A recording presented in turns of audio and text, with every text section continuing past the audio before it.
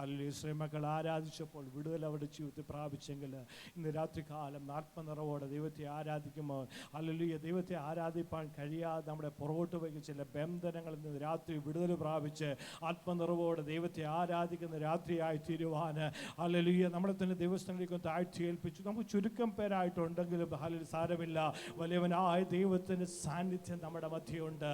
അല്ലെങ്കിൽ ആളുകളുടെ പെരുപ്പത്തിൽ പ്രവർത്തിക്കുന്ന ഒരു ദൈവമല്ല, ആത്മാക്കളുടെ ഒരുക്കത്തിൽ പ്രവർത്തിക്കുന്ന ദൈവമാണ് നമ്മുടെ ദൈവം. അമ്മ ഒരുക്കത്തോടെ ആത്മാവിൽ ദൈവത്തെ ആരാധിക്കണമെന്നുള്ള വാഞ്ചിയോടെ കടന്നു വന്ന ദൈവജനം നമ്മൾ ഒരുമിച്ച് ദൈവത്തെ ഇന്ന് രാത്രി കാലം ആത്മനിറവിൽ സ്തുതിഗീതങ്ങൾ പാടുമ്പോൾ ദൈവത്തിൻ്റെ പ്രവൃത്തി വെളിപ്പെടുവാൻ ചില വിടുതലുകൾ കാണുവാൻ നമ്മൾ ഹല്ലേലൂയ പ്രാർത്ഥനയോടെ നമുക്കെല്ലാവരും ഒരുമിച്ച് ഈ ഗാനങ്ങൾ പാടി ദൈവത്തെ സ്തുതിക്കും.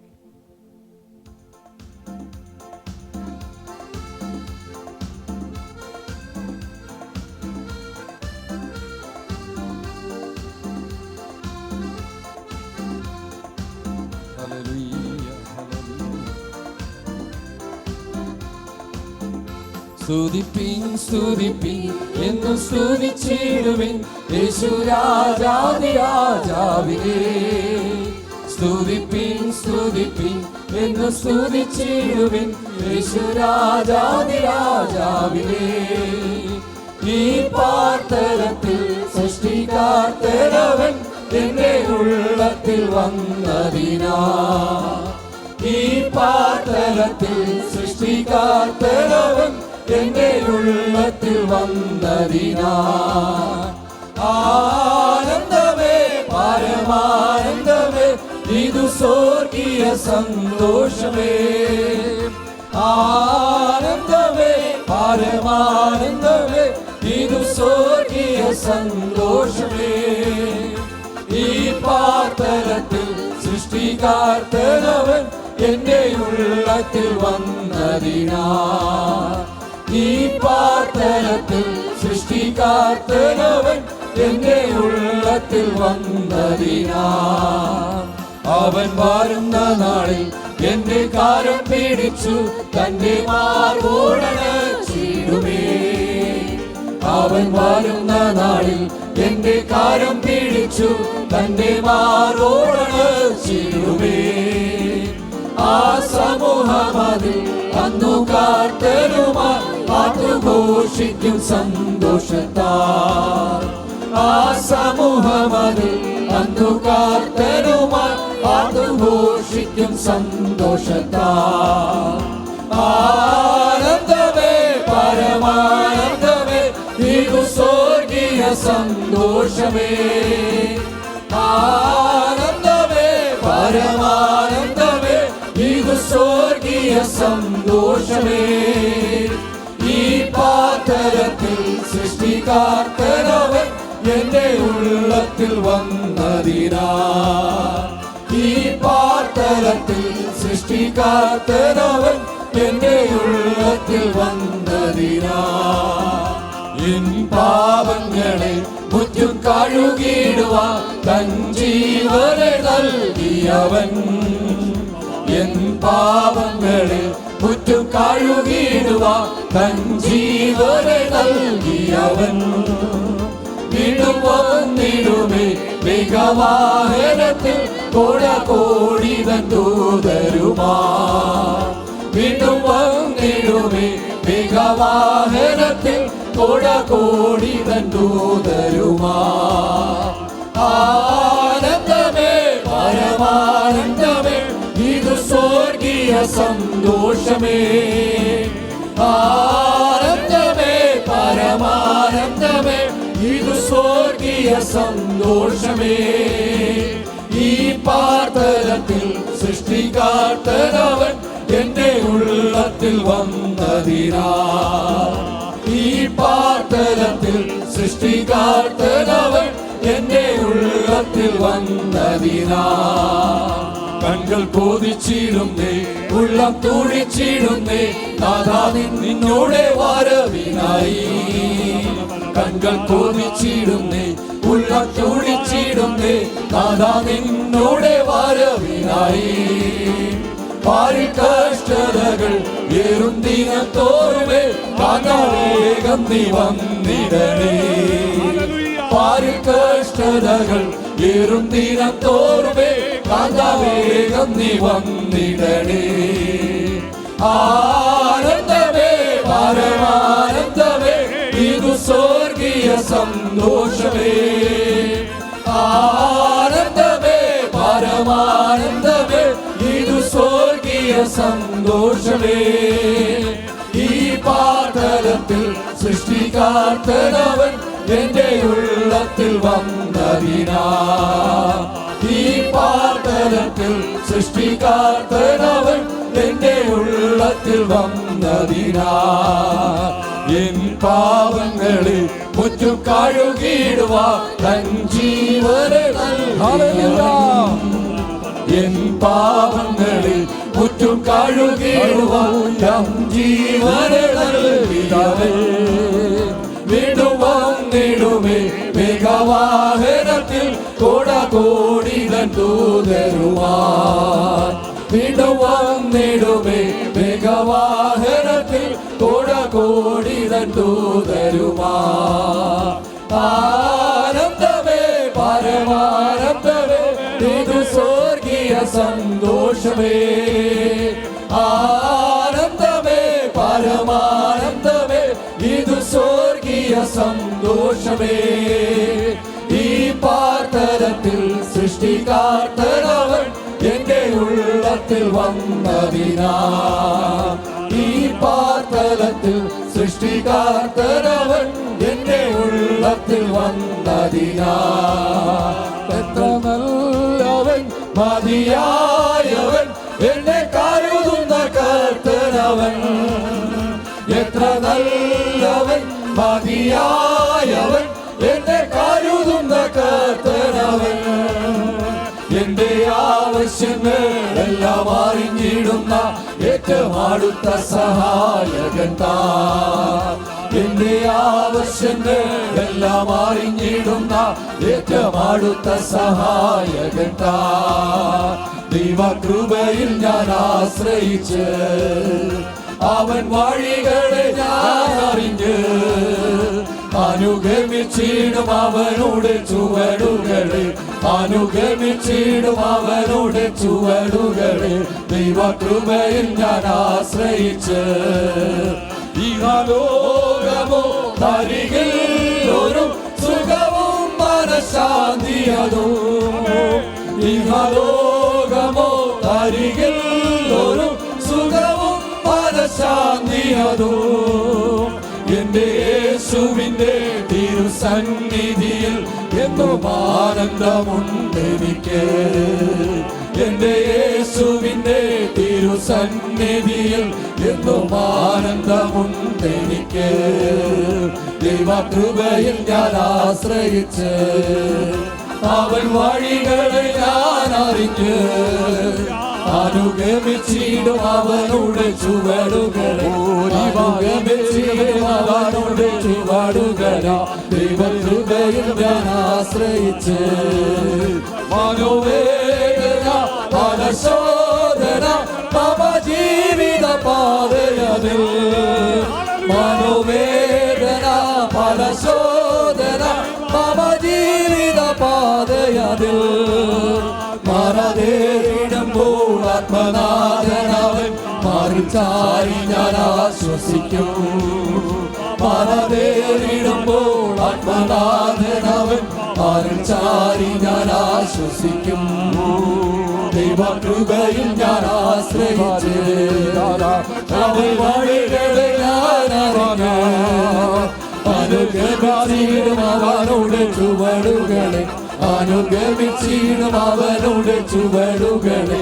ദൈവകൃപയിൽ ഞാൻ ആശ്രയിച്ച് എത്ര നല്ലവൻ മതിയായവൻ എന്നെ കരുതുന്ന കർത്തനവൻ. എത്ര നല്ലവൻ മതിയായവൻ എന്നെ കരുതുന്ന കർത്തനവൻ. എന്റെ ആവശ്യങ്ങൾ എല്ലാം അറിഞ്ഞിടുന്ന ഏറ്റവും അടുത്ത സഹായകൻ താൻ. എന്റെ ആവശ്യങ്ങൾ എല്ലാം അറിഞ്ഞിടുന്ന ഏറ്റവും അടുത്ത സഹായകൻ താൻ. ദൈവകൃപയിൽ ഞാൻ ആശ്രയിച്ച് അവൻ വഴികളെ ഞാൻ അറിഞ്ഞ് അനുഗമിച്ചിടും അവനുടെ ചുവടുകളെ, അനുഗമിച്ചിടും അവനുടെ ചുവടുകളെ. ദൈവകൃപയിൽ ഞാൻ ആശ്രയിച്ച് അവൻ വഴികളെ ഞാൻ അറിഞ്ഞ് അനുഗമിച്ചിടും അവനുടെ ചുവടുകളെ, അനുഗമിച്ചിടും അവനുടെ ചുവടുകളെ. ദൈവകൃപയിൽ ഞാൻ ആശ്രയിച്ച് കർത്താവിന്റെ മഹത്വം ഈ അനുഗ്രഹിക്കപ്പെട്ട നല്ല സമയത്തെ ഓർത്ത് ദൈവത്തെ സ്തുതിക്കുന്നു. നമുക്കൊരുമിച്ച് ദൈവത്തിൻ്റെ സന്നിധിയിൽ ഈ വൈകിയ സമയമായിരിക്കാൻ കർത്താവ് നൽകി തന്ന വിലപ്പെട്ട സമയത്തെ ഓർത്ത് സ്തോത്രം. എല്ലാ ദൈവമക്കൾക്കും ദൈവദാസന്മാർക്കും കർത്താവിൻ്റെ നാമത്തിൽ വന്ദനം അറിയിക്കുന്നു. പ്രാർത്ഥനയോടെ ദൈവസന്നിധിയിൽ നമുക്ക് ചില നിമിഷങ്ങൾ ദൈവവചനവുമായിട്ട് ആയിരിക്കാം. വിവിധ വിഷയങ്ങൾക്ക് വേണ്ടി പ്രാർത്ഥിക്കുവാൻ ദൈവത്തിൻ്റെ ആത്മാവ് നമ്മെ ശക്തീകരിച്ച ദൈവകൃപയ്ക്കായി സ്തോത്രം. നാളത്തെ ആരാധനയോർത്ത്, സൺഡേ സ്കൂളിനെയൊക്കെ ഓർത്ത്, പ്രത്യേകിച്ച് നിങ്ങളുടെ പേഴ്സണൽ പ്രയറിലും ഓർത്ത് പ്രാർത്ഥിക്കണമേ എന്ന് പ്രത്യേകിച്ച് നിങ്ങളെ ഓർമ്മിപ്പിക്കുന്നു. ദൈവം നമ്മളെല്ലാവരെയും അനുഗ്രഹിക്കട്ടെ. അല്പസമയത്തെ ചിന്തയ്ക്ക് വേണ്ടി റോമാലേഖനം 8-ാം അധ്യായം അതിൻ്റെ 31 മുതൽ 35 വരെയുള്ള വാക്യങ്ങൾ ദയവായി വായിക്കും. ഇതു സംബന്ധിച്ചു നാം എന്തു പറയേണ്ടു? ദൈവം നമുക്ക് അനുകൂലമെങ്കിൽ നമുക്ക് പ്രതികൂലമാർ. സ്വന്തം പുത്രനെ ആദരിക്കാതെ നമുക്ക് എല്ലാവർക്കും വേണ്ടി ഏൽപ്പിച്ചു തന്നവൻ അവനോടുകൂടെ സകലവും നമുക്ക് നൽകാതിരിക്കുമോ? ദൈവം തിരഞ്ഞെടുത്തവനെ ആർ കുറ്റം ചുമത്തും? നീതീകരിക്കുന്നവൻ ദൈവം, ശിക്ഷ വിധിക്കുന്നവൻ ആർ? ക്രിസ്തു യേശു മരിച്ചവൻ, മരിച്ചിട്ട് ഉയർത്തെഴുന്നേറ്റവൻ തന്നെ. അവൻ ദൈവത്തിൻ്റെ വലതുഭാഗത്തിരിക്കുകയും നമുക്ക് വേണ്ടി പക്ഷവാദം കഴിക്കുകയും ചെയ്യുന്നു. ക്രിസ്തുവിൻ്റെ സ്നേഹത്തിൽ നമ്മെ വേർപിരിക്കുന്നത് ആർ? കഷ്ടതയോ, സങ്കടമോ, ഉപദ്രവമോ, പട്ടിണിയോ, നഗ്നതയോ, ആപത്തോ, വാളോ? കർത്താവിന് മഹത്വം. ഈ വചനം കൊണ്ട് ദൈവം ഇന്ന് രാത്രി നമ്മളെ അനുഗ്രഹിപ്പാൻ ഇടയായി തീരട്ടെ. 8-ാം അധ്യായത്തിൽ ചില ചോദ്യങ്ങൾ, പ്രത്യേകിച്ച് ഏതാണ്ട് ഇൻഡയറക്റ്റ് ആയിട്ടോ ഡയറക്റ്റ് ആയിട്ടോ 47 ചോദ്യങ്ങൾ ഈ പുസ്തകത്തിൽ, ഈ ലേഖനത്തിൽ ഉണ്ട് എന്ന് നമുക്ക് കാണാനായിട്ട് കഴിയുന്നുണ്ട്. 8-ാം അധ്യായത്തിൽ ഏകദേശം നമ്മൾ ഈ വായിച്ച വേദഭാഗത്ത് 5 ചോദ്യങ്ങളാണ്. ഉത്തരമില്ലാത്ത 5 ചോദ്യങ്ങൾ. എന്നാൽ കർത്താവിൽ നമുക്ക് ഉത്തരമുണ്ട് എന്നല്ലെങ്കിൽ ആ ചോദ്യം ചോദിക്കുന്നത് തന്നെ സ്തോത്രം ചില ബോധ്യങ്ങളുടെ അടിസ്ഥാനത്തിലുള്ള ചില ചോദ്യങ്ങളാണ്. ഇന്ന് ചില കാര്യങ്ങൾ ആ ഭാഗത്തുനിന്ന് ദൈവവചനത്തിൽ നമുക്ക് ആ ഭാഗത്തുനിന്ന് ചിന്തിക്കാൻ കർത്താവിൽ നമുക്ക് ശരണപ്പെടാം. അതിൻ്റെ 31-ാം വാക്യമാണ് നമ്മൾ വായിച്ചത്. ഇത് സംബന്ധിച്ച് നാം എന്ത് പറയേണ്ടു? ദൈവം നമുക്ക് അനുകൂലമെങ്കിൽ പ്രതികൂലം ആര്? 2 ചോദ്യങ്ങളാണ്. ദൈവം അനുകൂലമെങ്കിൽ പ്രതികൂലം ആര്? Praise the Lord. ഈ ലോകത്തിൽ നമ്മുടെയൊക്കെ ജീവിതത്തിൽ എന്തൊക്കെയുണ്ട് പ്രതികൂലങ്ങളെന്ന് ഒരാൾ ചോദിച്ചാൽ ആ പ്രതികൂലത്തിൻ്റെ പട്ടികയൊന്ന് എഴുതി പറയാൻ പറഞ്ഞാൽ നമ്മളൊരു പേപ്പറിനകത്ത് ധാരാളം പ്രതികൂലങ്ങൾ നമുക്ക് എഴുതാനുണ്ടാവും. നമ്മുടെ ജോലി മേഖലകളുടെ പ്രതിസന്ധികൾ, നമ്മുടെ ശാരീരികമോ മാനസികമോ ആത്മീകമോ തലങ്ങളിലുള്ള പ്രതികൂലങ്ങൾ, പ്രതികൂലമായി നിൽക്കുന്ന ചില വ്യക്തികൾ, അവരുടെ പേരുകൾ, അങ്ങനെ നിരവധി കാര്യങ്ങൾ പ്രതികൂലങ്ങളുടെ പട്ടികയിൽ നമുക്ക് തീർച്ചയായിട്ടും എഴുതാൻ കഴിയും. പക്ഷെ ഇവിടെ അങ്ങനൊരു ചോദ്യമല്ല അവിടെ പറയുന്നത്. ദൈവം നമുക്ക് അനുകൂലമാണെങ്കിൽ പിന്നെ നമുക്ക് എന്ത് പ്രതികൂലം എന്ന് പറഞ്ഞാൽ നമുക്ക് പ്രതികൂലം ഇല്ലെന്നാണ് അതിൻ്റെ അർത്ഥം. Praise the Lord. ഒരു ദൈവ പൈതലിനെ സംബന്ധിച്ചിടത്തോളം ഈ ലോകത്തിലെ പ്രതികൂലം, പ്രത്യേകിച്ച് 35-ാം വാക്യത്തിൽ നമ്മൾ വായിച്ചത് സ്തോത്രം, ക്രിസ്തുവിൻ്റെ സ്നേഹത്തിൽ നമ്മെ വേർപിരിക്കുന്നത് ആര്? കഷ്ടമോ, സങ്കടമോ, ഉപദ്രവമോ, പട്ടിണിയോ, നഗ്നതയോ, ആപത്തോ, വാളോ? ഈ ലോകത്തിൽ ക്രിസ്തുവിൻ്റെ സ്നേഹത്തിൽ നിന്ന് നമ്മളെ അകറ്റി നിർത്തുന്നതിൻ്റെ കാരണങ്ങൾ പ്രധാനമായും 3 അല്ലെങ്കിൽ 3 കാര്യങ്ങളാണ്. 1 ലോകം, 2 ജഡം, 3 പിശാച്. ഈ 3 കാര്യങ്ങളുമായി അല്ലെങ്കിൽ ഈ 3 മേഖലയുമായി ബന്ധപ്പെട്ടാണ് നമുക്കുള്ള പ്രതികൂലങ്ങൾ എല്ലാം. ഇതിൻ്റെ കീഴിൽ വരുന്നതാണ് നമുക്കുള്ള പ്രതികൂലങ്ങളെല്ലാം. ഒന്നുകിൽ നമ്മുടെ ശരീരത്തോടാകട്ടെ, മാനസിക തലങ്ങളോടാകട്ടെ, ആത്മീയമാകട്ടെ, നമ്മുടെ സാമ്പത്തിക തരങ്ങളോടോ കുടുംബത്തോടോ കുഞ്ഞുങ്ങളോടോ ഏത് മേഖലകളോട് ബന്ധപ്പെട്ടാണെങ്കിലും ഈ 3 കാര്യങ്ങളുടെ അടിസ്ഥാനത്തിലാണ്, അല്ലെങ്കിൽ അതിൻ്റെ കീഴിൽ വരുന്നതാണ്. ഇപ്പോൾ നമ്മുടെ പ്രതികൂലം എന്ന് പറയുന്നത് പ്രതിസന്ധികളായി, വെല്ലുവിളികളായി നമുക്ക് ഈ ഭൂമിയിൽ ഒരു ദൈവ പൈതലിനെ നേരിടേണ്ടി വരുന്നത് നമ്മുടെ ജഡം, ലോകം, പിശാച്, ഇത് 3 കാര്യങ്ങളാണ്. ഇതിൽ നിന്നുള്ള പല പ്രശ്നങ്ങളാണ്, ഇതിലേതെങ്കിലും ചിലതായിരിക്കും നമ്മൾ അഭിമുഖീകരിക്കേണ്ടി വരുന്നതൊക്കെ. പക്ഷേ ഒരു ദൈവ പൈതലിനെ സംബന്ധിച്ച് ധാരാളം പ്രതികൂലം ഇല്ലെന്നുള്ളതല്ല, പക്ഷെ പ്രതികൂലമുണ്ടെങ്കിലും ദൈവവചനത്തിൻ്റെ വെളിപ്പാടിൽ ദൈവത്തിൻ്റെ ദാസൻ പറയുന്നത് നമുക്കൊരു പ്രതികൂലം അല്ല എന്നുള്ളതാണ്. എന്തുകൊണ്ട്? ദൈവം തന്നെ ജാതികൾക്ക് പ്രതികൂലമായി നിന്നിട്ടുണ്ട്. ഞാൻ നിങ്ങൾക്ക് പ്രതികൂലമാണ്, ഞാൻ നിങ്ങൾക്കെതിരാണ് എന്ന് ദൈവം ജാതികളെ നോക്കി സംസാരിച്ചിട്ടുണ്ട്. നഹൂം പ്രവചനം 2:13, 3, 5, ഇരമ്യാ പ്രവചനം 50:31, അതുപോലെ ഇരമ്യാവ് 51:25 തുടങ്ങി നിരവധി ഇടങ്ങളിൽ ദൈവം ജാതികളുടെ ന്യായവിധിയെക്കുറിച്ച് പ്രവചിച്ചിട്ടുണ്ട്, അല്ലെങ്കിൽ സംസാരിച്ചിട്ടുണ്ട് ദൈവദാസന്മാർ മുഖാന്തരം. ബാബിലോണിൻ്റെ ന്യായവിധിയെക്കുറിച്ച്, ഇസ്രയേലിൻ്റെ ലോകത്തിലുള്ള സകല ജാതികളെ കുറിച്ചുള്ള ദൈവത്തിൻ്റെ ന്യായവിധിയെക്കുറിച്ച് ദൈവം സംസാരിച്ചിട്ടുണ്ട്. ദൈവം തൻ്റെ ജനത്തിന് തന്നെ പ്രതികൂലമായി തീരുന്നതിനെക്കുറിച്ച് ദൈവവചനത്തിൽ നമുക്ക് കാണാൻ കഴിയുന്നുണ്ട്. ലേവ്യ പുസ്തകം 26 അതിൻ്റെ 17 വാക്യം വേഗം ഒന്ന് വായിച്ചു. ലേവ്യ 26:17. വേറൊരാൾക്ക് എഗസ്കിയേൽ 5 അതിൻ്റെ 8 വാക്യം.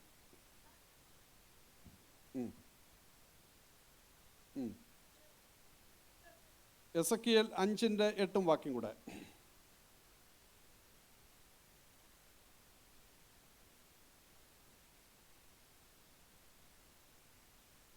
പതിനാലിൻ്റെ 8, 15-7, 21-3 തുടങ്ങി വിവിധ ഇടങ്ങളിൽ ദൈവം തൻ്റെ ജനത്തിന് പ്രതികൂലമായി നിൽക്കും എന്ന് ദൈവം പറയുന്നുണ്ട്. ദൈവത്തിൻ്റെ വചനം വിട്ടുതിരിഞ്ഞാൽ, ദൈവത്തിൻ്റെ കൽപ്പനകളിൽ നിന്ന് വ്യതിചലിച്ചാൽ ദൈവം താൻ തന്നെ പ്രതികൂലമായി തൻ്റെ ജനത്തിന് എതിരായി എഴുന്നേൽക്കും എന്ന് ദൈവം പറയുന്നുണ്ട്. ജാതികളുടെ കയ്യിൽ ദൈവം അവരെ ഏൽപ്പിച്ചു കൊടുക്കുമെന്ന് പറയുന്നുണ്ട്. അഭിഷക്തനായിരിക്കില്ല നിങ്ങളെ ഭരിക്കുന്നത്, ജാതികൾ നിങ്ങളെ ഭരിക്കുവാൻ ഞാൻ നിങ്ങളെ ഏൽപ്പിച്ചു കൊടുക്കും എന്ന് ദൈവം ന്യായവിധിയുടെ ഭാഗമായി പറയുന്നുണ്ട്.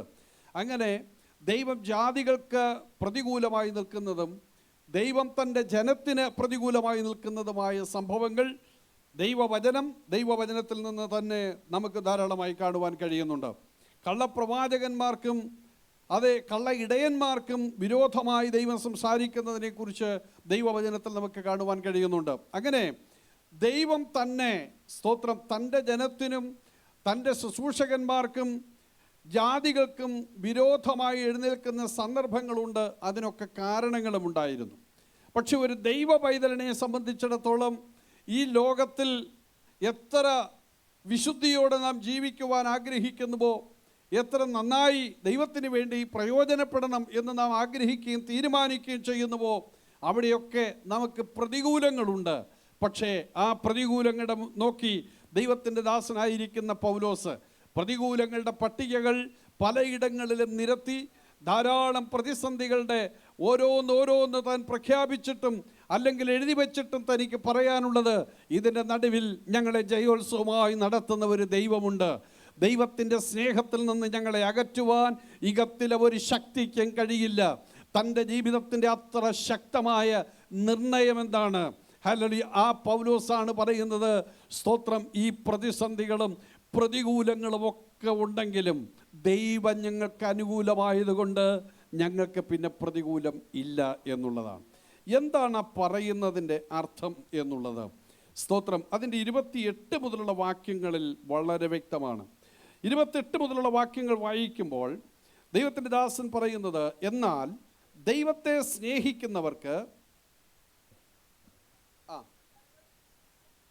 ദൈവത്തെ സ്നേഹിക്കുന്നവർക്ക് നിർണയപ്രകാരം വിളിക്കപ്പെട്ടവർക്ക് സകലവും നന്മയ്ക്കായി കൂടി വ്യാപരിക്കുന്നു എന്ന് നാം അറിയുന്നു. ദൈവത്തെ സ്നേഹിക്കുന്ന ഒരു ദൈവ പൈതൽ, 2, നിർണയപ്രകാരം വിളിക്കപ്പെട്ട ഒരു ദൈവഭക്തൻ, അവൻ്റെ ജീവിതത്തിൽ എന്ത് പ്രതികൂലമോ ഏത് സാഹചര്യങ്ങളിലൂടെ കടന്നു പോയാലും ഒന്ന്, അത് നന്മയ്ക്കാക്കി മാറ്റുന്ന ഒരു ദൈവത്തെയാണ് നാം സേവിക്കുന്നത്. Praise the Lord. ഒരു ദൈവവൈതലിൻ്റെ ജീവിതത്തിലൊക്കെ കടന്നു വരുന്ന പ്രതികൂല സാഹചര്യങ്ങളിൽ എന്ത് നന്മയെന്ന് നമ്മൾ ചിന്തിക്കും.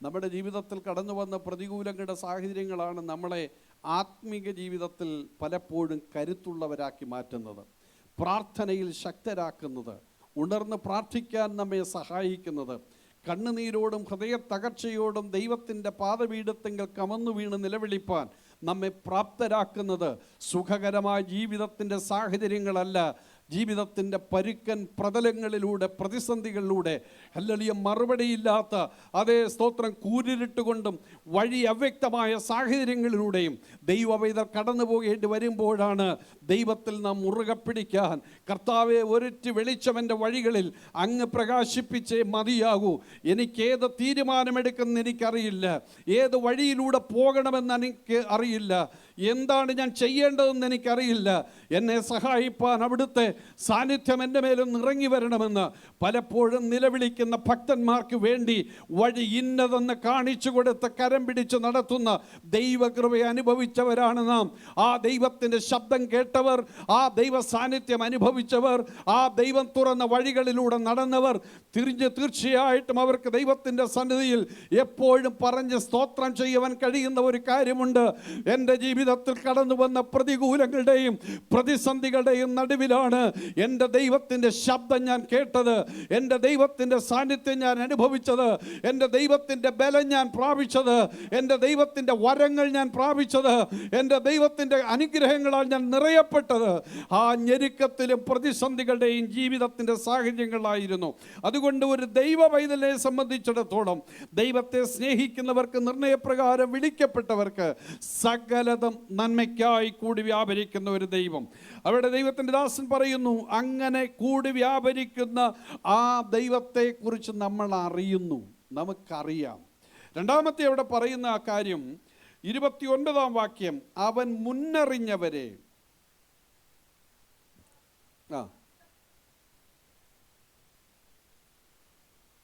Praise the Lord.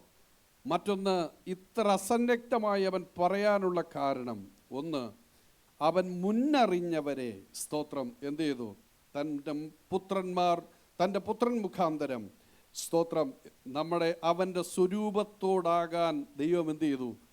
നമ്മളെ മുൻ നിയമിച്ചിരിക്കുന്നു. 30-ാം വാക്യം പറയും, മുൻ നിയമിച്ചവരെ എന്ത് ചെയ്തു? വിളിച്ചു. വിളിച്ചവരെ നീതീകരിച്ചു. നീതീകരിച്ചവരെ തേജസ്കരിച്ചു. അപ്പം നമ്മളെ ഈ അനുഭവത്തിലേക്ക് ദൈവം കൊണ്ടുവന്നിരിക്കുന്നു. ഈ മുൻനിർണയം ലോകമുണ്ടാകുന്നതിന് മുൻപേ, എഫെസ് ലേഖനം 1:4 നമ്മളതാണ് വായിക്കുന്നത്. എഫെസ് ലേഖനം 1:4 വായിച്ചേ.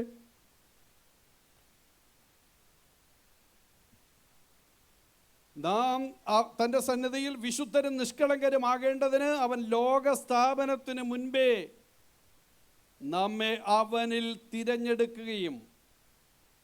അപ്പം നമ്മളെ ദൈവം തിരഞ്ഞെടുത്ത തിരഞ്ഞെടുപ്പ് എന്നുള്ളത് സ്തോത്രം നമ്മൾ ഏതെങ്കിലും ഒരു യോഗത്തിന് വന്നപ്പം തിരഞ്ഞെടുത്തതല്ലെന്നാ പറഞ്ഞത്, ഏതെങ്കിലും ഒരു കൺവെൻഷന് നമ്മൾ പോയപ്പം തിരഞ്ഞെടുത്തെന്നല്ല, ഏതെങ്കിലും ഒരു ഉപവാസ പ്രാർത്ഥനയിൽ നമ്മൾ സംബന്ധിച്ചപ്പോൾ അവിടെ നിന്ന് തിരഞ്ഞെടുത്തെന്നല്ല ദൈവത്തിൻ്റെ വചനം പറയുന്നേ. ലോകമുണ്ടാകുന്നതിന് മുൻപേ നമ്മെ തിരഞ്ഞെടുത്ത ഒരു ദൈവം. അപ്പം നമ്മെക്കുറിച്ചുള്ള ദൈവത്തിൻ്റെ പദ്ധതി, ഈ പ്രപഞ്ചമൊക്കെ ഉണ്ടാകുന്നതിന് മുൻപേ ദൈവത്തിൻ്റെ ഹൃദയത്തിനകത്തുണ്ടായിരുന്ന പദ്ധതിയിൽപ്പെട്ട വ്യക്തികളാണ് നമ്മൾ ഓരോരുത്തരും. സ്തോത്രം. അത് പൗലോസ് പറഞ്ഞിട്ടാണ് പറയുന്നത്. സ്തോത്രം.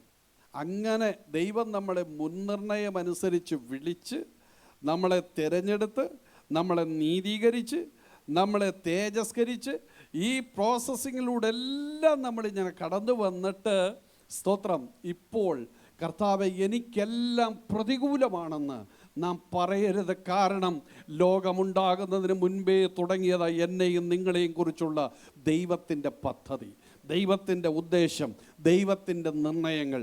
അങ്ങനെയാണെങ്കിൽ ദൈവത്തിൻ്റെ മക്കളെ, ഹല്ലേലൂയ, സ്തോത്രം, ലോകമുണ്ടാകുന്നതിന് മുൻപ് ദൈവം നമ്മെക്കുറിച്ച് സകലതും നിർണയിച്ചിട്ടുണ്ടായിരുന്നെങ്കിൽ, ദൈവം നമ്മെ തൻ്റെ സമയത്ത് വിളിച്ചുവെങ്കിൽ, ദൈവം നമ്മളെ നീതീകരിച്ചുവെങ്കിൽ, ഹല്ലേലൂയ, ദൈവം നമ്മളെ അതേ സ്തോത്രം നിഷ്കളങ്കരാക്കി അവൻ്റെ മക്കളാക്കി മാറ്റി ആ തേജസ്കരണത്തിലേക്ക് നമ്മളെ നടത്തിയ നാൾതോറും ഓരോ ദിവസവും തേജസ്സിൻ്റെ മേൽ തേജസ് പ്രാപിച്ച്, ഹല്ലേലൂയ, നിത്യ തേജസ്സിലേക്ക് നാം എടുക്കപ്പെടുന്ന നാൾ വരെ ഈ കൃപയെ സൂക്ഷിക്കാൻ നമ്മുടെ ദൈവം ശക്തനാണെങ്കിൽ, ദൈവ പൈതൽ തിരിച്ചറിയേണ്ടത് ഈ ലോകത്തിലുള്ള ഈ ചെറിയ കാലയളവിൽ എൻ്റെ ജീവിതത്തിൽ കടന്നു വരുന്നതൊന്നും എന്നെ സംബന്ധിച്ചൊരു വെല്ലുവിളിയല്ല, ഒരു പ്രതിസന്ധിയല്ല. എന്നെക്കുറിച്ചുള്ള ദൈവത്തിൻ്റെ പദ്ധതി അത് വലിയതാണ്. യുഗങ്ങൾക്ക് മുൻപേ ദൈവം എനിക്ക് വേണ്ടി നിയമിച്ച കാര്യങ്ങളാണ്. ഹല്ലേലൂയ, സ്തോത്രം. സങ്കീർത്തനം 118 സങ്കീർത്തനം അതിൻ്റെ 6-ാം വാക്യത്തിൽ, ഹല്ലേലൂയ, സ്തോത്രം, ഇവിടെ പറയുന്നത് ദൈവം എൻ്റെ പക്ഷത്തുണ്ട്, അതുകൊണ്ട് എന്ത് ചെയ്യത്തില്ല, ഞാൻ പേടിക്കയില്ല. Praise the Lord. ദൈവം എൻ്റെ പക്ഷത്തുണ്ടെങ്കിൽ, ദൈവം എൻ്റെ കൂടെ ഉണ്ടെങ്കിൽ, ദൈവം എനിക്ക് അനുകൂലമാണെങ്കിൽ, ദൈവത്തിൻ്റെ മക്കളെ, നമ്മൾ നാളെ ഓർത്ത് എന്ത് ചെയ്യണ്ട, പേടിക്കണ്ട. സ്തോത്രം. ജീവിതത്തിൽ പേടിച്ച് പോകുന്ന സാഹചര്യങ്ങളൊക്കെ നമ്മുടെ ജീവിതത്തിൽ വരാം. എൻ്റെ ജീവിതത്തിൽ വന്നിട്ടുണ്ട്. സ്തോത്രം. ആശങ്കകൾ നമ്മുടെ ജീവിതത്തിൽ പല സാഹചര്യങ്ങളിൽ വരാം. എന്താണെന്ന് നമുക്ക് വ്യക്തമായി പറയാൻ കഴിയാത്ത അവ്യക്തതകളുടെ നാളുകൾ നമ്മുടെ ജീവിതത്തിൽ ഉണ്ടായിരിക്കാം. പക്ഷേ ഒരു കാര്യം ഞാനിതിനോട് ചേർത്ത് പറയാൻ ആഗ്രഹിക്കുന്നത്, ആ ആശങ്കകൾക്ക് ദീർഘായുസ് കാണരുത്, ആ ഭാരങ്ങൾക്ക് ആകുലതകൾക്കും ദീർഘായുസ് കാണരുത്. ഒരുപാട് നാളതിനെ ചുമക്കേണ്ട കാര്യമില്ല. കാരണം നാം തിരിഞ്ഞു നോക്കേണ്ടത്, ലോകമുണ്ടാകുന്നതിന് മുൻപേ എന്നെ കാണുകയും എന്നെ വിളിക്കുകയും തിരഞ്ഞെടുക്കുകയും എന്നെ നീതീകരിച്ച് തേജസ്കരണത്തിലേക്ക് കൊണ്ടുവന്ന എൻ്റെ ദൈവം ഇവിടെ കൊണ്ട് എൻ്റെ ജീവിതം അവസാനിപ്പിക്കുകയല്ല. എന്നെക്കുറിച്ചുള്ള ദൈവിക നിർണയങ്ങൾ ഈ ഭൂമിയിലുള്ളത് ഒന്നൊന്നായി ജീവിതത്തിൽ നിവർത്തീകരിച്ച് നടത്തി എന്നെ പുലർത്തുവാൻ എൻ്റെ ദൈവം വിശ്വസ്തനാണെന്ന ഉറപ്പ് നമ്മുടെ ജീവിതത്തിൽ വേണം. ഇവിടെ സങ്കീർത്തനക്കാരൻ പറയുകയാണ്, സ്തോത്രം, ദൈവം എനിക്ക് അനുകൂലമെങ്കിൽ പ്രതികൂലം എനിക്കില്ല. ഇവിടെ സങ്കീർത്തനക്കാരൻ പറയുന്നു, ഞാൻ എന്ത് ചെയ്യത്തില്ല, ഭയപ്പെടത്തില്ല. താഴോട്ട് വായിച്ചേ. മനുഷ്യൻ എന്നോട് എന്ത് ചെയ്യും? മനുഷ്യനൊന്നും ചെയ്യാനൊക്കത്തില്ല. സ്തോത്രം. എബ്രായ ലേഖനം 13-6 ഭാഗം തന്നെ അവിടെ നമുക്ക് എബ്രായ ലേഖനം 13-6 വാക്യത്തിലും, ആ കർത്താവ് എനിക്ക് തുണ, ഞാൻ പേടിക്കയില്ല, മനുഷ്യൻ എന്നോട് എന്ത് ചെയ്യാൻ കഴിയും? സ്തോത്രം. ദൈവത്തിൻ്റെ മക്കളെ, പൗലോസ് അപ്പോസ്തലൻ പറയുന്നു, നമുക്ക് ധൈര്യത്തോടെ പറയാം. സങ്കീർത്തന ഭാഗം താൻ ആവർത്തിച്ച് അതേ സ്തോത്രം ഉരുവിട്ട് അല്ലെങ്കിൽ ലേഖനകർത്താവ് അത് രേഖപ്പെടുത്തിക്കൊണ്ട് പറയുന്നു, നമുക്ക് കേവലം അതൊരറിവായിട്ട് മാത്രമല്ല, അത് നമ്മുടെ ജീവിതത്തിൻ്റെ ഓരോ സാഹചര്യങ്ങളിലും ധൈര്യത്തോടെ പറയാൻ ദൈവം നമുക്ക് നൽകിയിരിക്കുന്ന ഒരു കാര്യമാണ്. എൻ്റെ ദൈവം എനിക്ക് തുണ, എൻ്റെ ദൈവം എൻ്റെ പക്ഷത്തുണ്ട്, ഹല്ലേലൂയ, എൻ്റെ ദൈവം എനിക്ക് അനുകൂലമാണ്. ഒരു ദൈവപൈതൽ ഏറ്റു പറഞ്ഞ് ദൈവത്തിന് സ്തോത്രം ചെയ്യാൻ കടപ്പെട്ടിരിക്കുന്ന ഒരു കാര്യമാണ്. ദൈവം നമ്മുടെ പക്ഷത്തുണ്ടെങ്കിൽ, സ്തോത്രം. ഗിദെയോൻ ഒരിക്കൽ പറഞ്ഞു, ദൈവം നമ്മുടെ കൂടെ ഉണ്ടെങ്കിൽ നമുക്ക് ഈ സംഭവിക്കുന്നതൊക്കെ എന്താണ്? ഇസ്രായേൽ ജനത്തിന് എപ്പോഴും ദൈവം അവരുടെ കൂടെ ഉണ്ടായിരുന്നുവെന്ന് വ്യക്തമായി ബോധ്യമാക്കുന്ന അത്ഭുതങ്ങൾ ഓരോ ദിവസവും പ്രഭാതവും രാത്രിയും പകലുമൊക്കെ അവർ കണ്ടുകൊണ്ടിരിക്കുകയാണ്. രാത്രിയിൽ അവർക്ക് പ്രകാശമായി കർത്താവ്, അഗ്നിസ്തംഭമായി ദൈവം അവരുടെ കൂടെയുണ്ട്.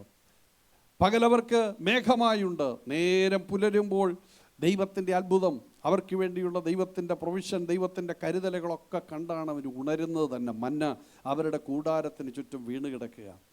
ജീവിക്കുന്ന ദൈവം ഇനിയും അവിടെ നിന്ന് പുറപ്പെടുവിച്ച ദൈവം ഞങ്ങളുടെ കൂടെ ഉണ്ടോ എന്ന് സംശയിക്കേണ്ട ഒരു കാര്യമില്ല.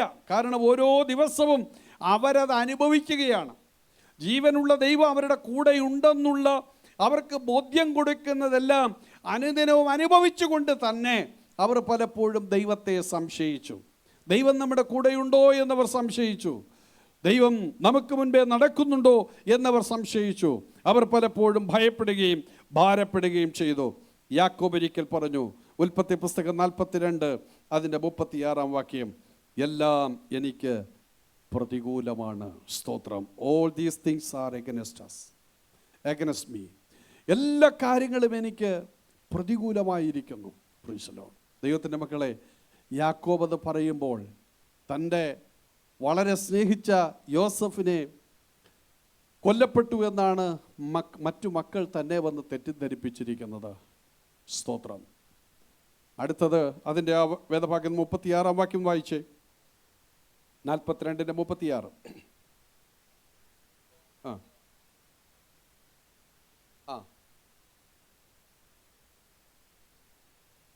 ശിമെയോനെ അവിടെ മിസ്രൈമിൽ പിടിച്ചു വെച്ചിരിക്കുകയാണ് യോസഫ്.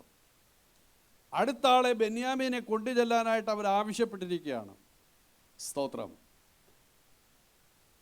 യാക്കോബ് പറയുന്നു, എനിക്കെല്ലാം പ്രതികൂലമാണ്. മാനുഷികമായി ചിന്തിക്കുമ്പോൾ എല്ലാം പ്രതികൂലമാണ്. കാരണം മക്കളുടെ നഷ്ടം, ഒരു മകൻ വനത്തിൽ പോയി നഷ്ടപ്പെട്ടു, അല്ലെങ്കിൽ സഹോദരങ്ങളുടെ ക്ഷേമമന്വേഷിക്കാൻ പോയി അവനെ മൃഗങ്ങൾ കടിച്ചു കയറിയെന്ന് താൻ ധരിച്ചിരിക്കുന്നു. അതിൻ്റെ ദുഃഖം ഒരു വഴി. ധാന്യം കൊള്ളാൻ പോയവിടത്ത് തൻ്റെ മക്കൾ ഓരോന്നോരായെന്നതായി അവിടെ അടിമകളായി പിടിക്കപ്പെടുന്നു. അവസാനം മക്കളില്ലാത്തവനായി ഞാൻ തീരുമോ? പ്രായാധിക്യത്തിലെത്തിയ തൻ്റെ ജീവിതം, വേദനയും സകലതും എനിക്ക് പ്രതികൂലമെന്ന് അവൻ ചിന്തിച്ചു പോകുന്ന സാഹചര്യം സ്വാഭാവികമാണ്. പക്ഷേ സ്തോത്രം, ഉൽപ്പത്തി പുസ്തകം 15-ാം അധ്യായം 13 മുതലുള്ള വാക്യങ്ങൾ നമ്മൾ വായിക്കുമ്പോൾ അബ്രഹാമിനു ദൈവം കൊടുക്കുന്ന ഉടമ്പടിയുണ്ട്. സ്വന്തമല്ലാത്ത ദേശത്ത് 400 സംവത്സരം നിൻ്റെ തലമുറകൾ അവിടെ, സ്തോത്രം, അവിടെ താമസിച്ച് അടിമവേല ചെയ്ത് അവിടെ നിന്ന് മഹാസമ്പത്തോടുകൂടെ ഞാൻ അവിടെ നിന്ന് അവരെ പുറപ്പെടുവിക്കും എന്ന് യാക്കോബ് ഉണ്ടാകുന്നതിന് മുൻപ്, യാക്കോബിൻ്റെ അപ്പൻ ഇസഹാക്ക് ഉണ്ടാകുന്നതിന് മുൻപേ, സ്തോത്രം, ദൈവം അബ്രഹാമിനോട് കൊടുത്ത ഉടമ്പടി. സ്തോത്രം. ആ ഉടമ്പടി നിലവിലിരിക്കെ യാക്കോബ് പറയുന്നു, എല്ലാം എനിക്ക് പ്രതികൂലം, ഇവിടം കൊണ്ടെല്ലാം അവസാനിക്കും എന്നവൻ ചിന്തിക്കുന്നു. പക്ഷേ സ്തോത്രം, അവനെക്കുറിച്ചുള്ള ദൈവത്തിൻ്റെ നിർണയം, അവൻ ഉണ്ടാകുന്നതിന് മുൻപേ ദൈവം അവനെക്കുറിച്ചും ദൈവത്തിൻ്റെ ഉടമ്പടി അല്ലെങ്കിൽ ദൈവത്തിൻ്റെ പദ്ധതി അബ്രഹാമിനോട് ദൈവ ഉടമ്പടി രൂപത്തിൽ അത് വെളിപ്പെടുത്തുകയാണ്. ഹല്ലേലൂയ, സ്തോത്രം. 16-ാം വാക്യം അവിടെ നമ്മൾ കാണുന്നത്, ഉൽപ്പത്തി 15-ന്റെ 16-ാം വാക്യം.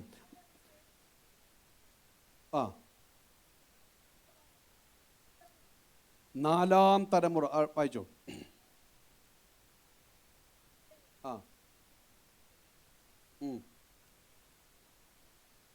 സ്തോത്രം. അബ്രഹാമിനോട് ദൈവം പറയാം, അന്ന് അവന് മകനുണ്ടായിട്ടില്ല, ഇസഹാക്ക് ഉണ്ടായിട്ടില്ല. പക്ഷേ ദൈവം അബ്രഹാമിനോട് പറയുകയാണ്, അബ്രഹാമേ, 4-ാം തലമുറ ഈ നാട്ടിൽ, ഈ ദേശത്തിലേക്ക് ഞാൻ അവരെ മടക്കിക്കൊണ്ടുവരും.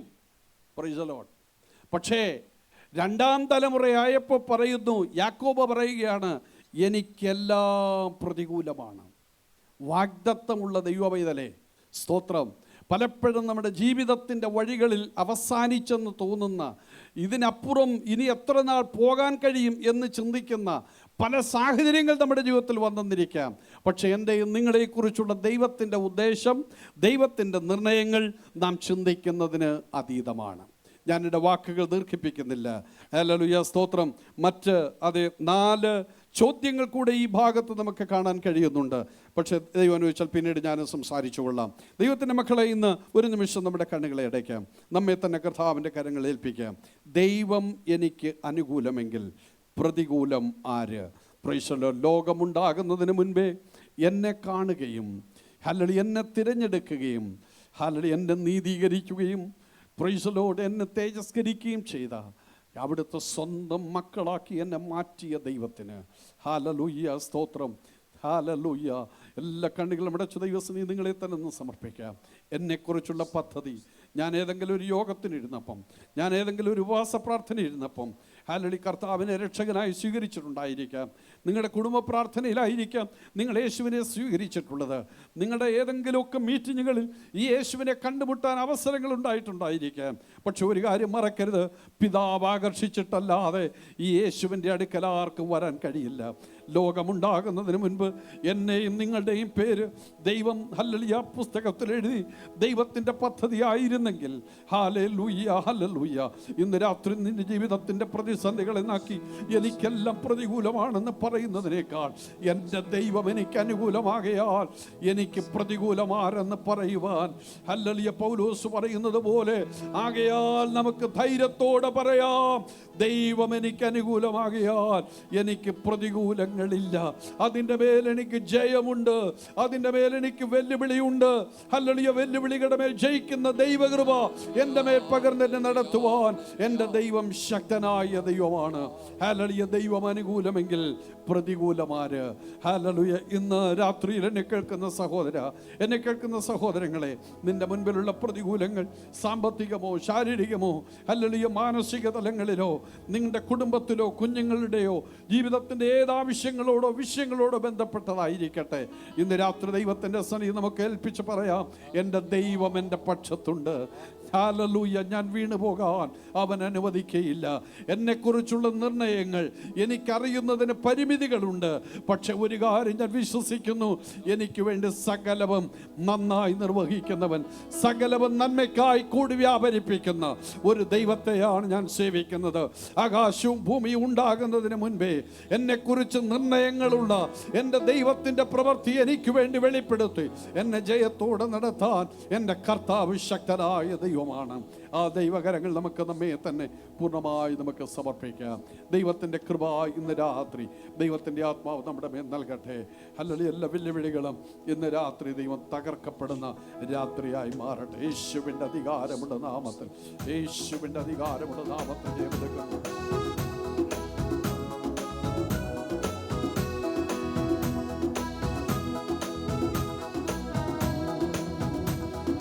തിരഞ്ഞെടുപ്പാൻ എന്നെ മാനിക്കുവാൻ എന്നിലെന്തു നീ കണ്ടേശുവേ. എന്നെ തിരഞ്ഞെടുപ്പാൻ എന്നെ മാനിക്കുവാൻ എന്നിലെന്തു നീ കണ്ടേശുവേ. ഒരു യോഗ്യതയും പറയാനില്ലയേ, കൃപയൊന്നു മാത്രം യേശുവേ. ഒരു യോഗ്യതയും പറയാനില്ലയേ, കൃപയൊന്നു മാത്രം യേശുവേ. ഗതസമനയിലെ അതിവേദനയും എന്നെ ഓർത്തു സഹിച്ചുവല്ലോ. ഗതസമനയിലെ അതിവേദനയും എന്നെ ഓർത്തു സഹിച്ചുവല്ലോ. അതിദാരുണമാ കാൽവരി മലയും എന്നെ ഓർത്തു സഹിച്ചുവല്ലോ. അതിദാരുണമാം കാൽവരി മലയും എന്നെ ഓർത്തു സഹിച്ചുവല്ലോ. എന്നെ തിരഞ്ഞെടുപ്പാൻ എന്നെ മാനിക്കുവാൻ എന്നിലെന്തു നീ കണ്ടേശുവേ. എന്നെ തിരഞ്ഞെടുപ്പാൻ എന്നെ മാനിക്കുവാൻ എന്നിലെന്തു നീ കണ്ടേശുവേ. ഒരു യോഗ്യതയും പറയാനില്ലയേ, കൃപയൊന്നു മാത്രം യേശുവേ. ഒരു യോഗ്യതയും പറയാനില്ലയേ, കൃപയൊന്നു മാത്രം യേശുവേ. എനിക്കായി മരിപ്പാൻ എനിക്കായി സഹിപ്പാൻ എന്നിലെന്തു നീ കണ്ടേശുവേ. എനിക്കായി മരിപ്പാൻ എനിക്കായി സഹിപ്പാൻ എന്നിലെന്തു നീ കണ്ടേശുവേ. ഒരു മാന്യതയും പറയാനില്ലയേ, ദയയൊന്നു മാത്രം യേശുവേ. ഒരു മാന്യതയും പറയാനില്ലയേ, ദയയൊന്നു മാത്രം യേശുവേ. എന്നെ തിരഞ്ഞെടുപ്പാൻ എന്നെ മാനിക്കുവാൻ എന്നിലെന്തു നീ കണ്ടേശുവേ. എന്നെ തിരഞ്ഞെടുപ്പാൻ എന്നെ മാനിക്കുവാൻ എന്നിലെന്തു നീ കണ്ടേശുവേ. ഒരു യോഗ്യതയും പറയാനില്ലയേ, കൃപയൊന്നു മാത്രം യേശുവേ.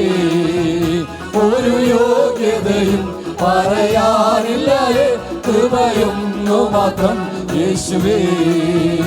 അങ്ങ് സ്നേഹിക്കുവാൻ അങ്ങ് സാക്ഷിക്കുവാൻ എന്നിൽ യോഗ്യത തെല്ലുമില്ലേ.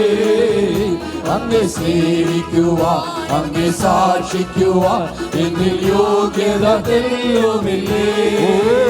കൃപയാൽ കൃപയാൽ കൃപയാൽ കൃപയാൽ കൃപയൊന്നു മാത്രം യേശുവേ. കൃപയാൽ കൃപയാൽ കൃപയാൽ കൃപയാൽ കൃപയൊന്നു മാത്രം യേശുവേ. അങ്ങേ സ്നേഹിക്കുവാൻ അങ്ങേ സാക്ഷിക്കുവാൻ എന്നിൽ യോഗ്യത തെല്ലുമില്ലേ. അങ്ങേ സ്നേഹിക്കുവാൻ അങ്ങേ സാക്ഷിക്കുവാൻ എന്നിൽ യോഗ്യത തെല്ലുമില്ലേ. കൃപയാൽ കൃപയാൽ കൃപയാൽ കൃപയാൽ കൃപയൊന്നു മാത്രം യേശുവേ. കൃപയാൽ കൃപയാൽ കൃപയാൽ കൃപയാൽ കൃപയൊന്നു മാത്രം കൃപയാൽ. ഓ കൃപയാൽ കൃപയാൽ കൃപയാൽ കൃപയാൽ കൃപയൊന്നു മാത്രം യേശുവേ. കൃപയാൽ കൃപയാൽ കൃപയാൽ കൃപയാൽ കൃപയൊന്നു മാത്രം യേശുവേ. എന്നെ തിരഞ്ഞെടുപ്പാൻ എന്നെ മാനിക്കുവാൻ എന്നിലെന്തു നീ കണ്ടേശുവേ. എന്നെ തിരഞ്ഞെടുപ്പാൻ എന്നെ മാനിക്കുവാൻ എന്നിലെന്തു നീ കണ്ടേശുവേ. ഒരു യോഗ്യതയും പറയാനില്ല കൃപയൊന്നു മാത്രം യേശുവേ. ഒരു യോഗ്യതയും പറയാനില്ല കൃപയൊന്നു മാത്രം യേശുവേ. ഒരു യോഗ്യതയും പറയാനില്ല കൃപയൊന്നു മാത്രം യേശുവേ. ഒരു യോഗ്യതയാ കൃപയാ കൃപയാ കൃപയൊന്നു മാത്രം യേശുവേ. കൃപയാ കൃപയാ കൃപയാ കൃപയാ കൃപയൊന്നു മാത്രം യേശുവേ. കൃപയാ കൃപയാ കൃപയാ കൃപയാ കൃപയൊന്നു മാത്രം യേശുവേ.